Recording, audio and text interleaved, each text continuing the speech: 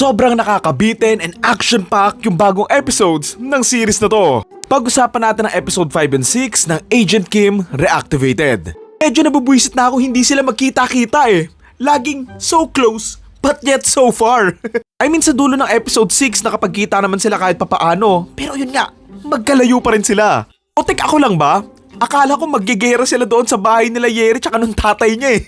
Akala ko doon sila mag-all out war eh. Ang ganda pa naman ng bahay niya, di ba? Pero yun, nadukot ulit si Minji. Medyo naaawa na nga ako kay Minji to be honest kasi grabe yung traumang nararanasan niya sa loob lang ng ilang araw eh.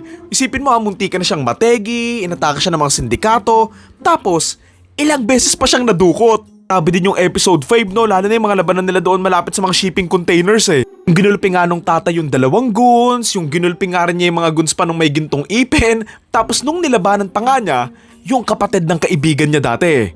Tingin ko nga sa mga susunod na episode, magiging kakampi or ililigtas nga niya yung tatay kasi nga, best friend pala yun nung kapatid niya. This time, hindi naman pala yung tatay yung tumegi nga doon sa kapatid niya, kundi yung parang general na maraming peklat sa muka, na alam mo yun, yari din talaga yun kapag nakauwi tong kapatid ng original na 66 eh. Ito ewan ko kung ako lang ba, I mean siguro hilo-hilo lang talaga si Minji. Medyo nakornihan and nastupiduhan lang ako doon sa aksidente ngang nakasakay si Minji doon sa tatay nga ni Yeri.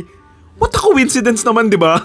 Kasi kakatakas lang niya sa mga taong dumukot nga sa kanya tapos ngayong nakalaya na siya, magtitiwala siya agad sa mga taong hindi niya naman kilala and alam mo yun, random lang niyang nakasabay sa kalsada. Pero kudos kay Minji imagine, ilang araw na siyang walang kain or inom-inom ng tubig, tapos somehow, buhay na buhay pa rin siya. Partida may tama pa yan sa ulo tapos hilo-hilo pa, ganon.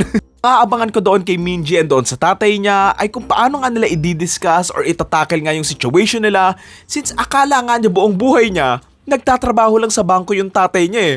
Pero ayun pala, isang spy na hinahabol ng maraming tao. Sigurado iiyak dyan si Minji kasi all this time, pinoprotektahan lang pala siya ng tatay niya para nga hindi nga sila mahanap at hindi naman sa duwag yung tatay niya but more on, sobrang ingat lang talaga niya kasi nga baka hindi rin maintindihan ng anak niya yung nakaraan niya eh. Sobrang naku-curious ako kung paano nga matatapos tong series na to kasi ang daming pwedeng mangyari eh. Like, matategi din ba yung tatay doon sa dulo tapos yung dalawang kaibigan niya na yung mag-aalaga kay Minji or makukulong ba siya ganon or gagawa siya ng bagong deal sa government na palayain nga siya ulit and gawa ng bagong identity. Or siguro, magkukunwari na lang siya ulit, nategi na nga siya. Tayo doon sa episode 6, tuwang-tuwa ako doon sa scene na naglabanan sila doon sa may parking lot eh. Sobrang hype na hype ako nung pinasabog ba naman yung pader eh. Tapos, nagpaputok lang yung lalaki ng mga beng-beng. Nakabwisit nga lang na makakatakas na nga sana sila, kaso ayun hindi nga naiwang bukas yung pinto. Kaya ayun, na-corner nga sila. Natatawa ako dito. Alam mo kung ano yung iniisip ko nung bigla ang pinakita nga yung tatay doon sa dulo ng episode 6? Ang iniisip ko, paano siya nakaakyat doon in the first place and bakit may space doon na pwede siyang makatayo? Like paano siya nakapanik doon, di ba? Sobrang goated din pala nung kaibigan nga nung tatay na nagtataekwondo kasi nakuha nga niya si Minji sa loob ng compound ng mag-isa. Nakakatuwa nga sa kanilang tatlo, kahit na magkakahiwalay sila, may kanya-kanya silang mga ganap and ambag eh. Nakakatawa lang din na kahit sa flashback or sa present time, hindi talaga sila nagpapalit ng damit. And alam mo yun, nakapang taekwondo pa rin talaga yung isa, tapos yung isa naman, naka-uniform na pang sundalo pa rin. Bago rin pala silang dinagdag na character, nakakampi din, which is yung asawa nga nung isang lalaki naka-uniform nga na pang sundalo. And siguro sa next episodes, magkakaroon ng scene na ililigtas nga sila nung asawa niya, and magkakaroon din siya ng labanan na scene. Ayun, so far, okay para naman yung series, mas gumaganda naman na. I like yung pagbabalance nga nila ng pagpapasok nga ng flashback to present time at hindi naman siya magulo and alam mo yun, hindi rin naman unnecessary yung mga pinapakita nila. Buti na lang din nakapagkita na sina Minji and yung tatay nga niya doon sa dulo nga ng episode 6 kasi masyado na ring dragging and mas okay din naman na magkasama na nga sila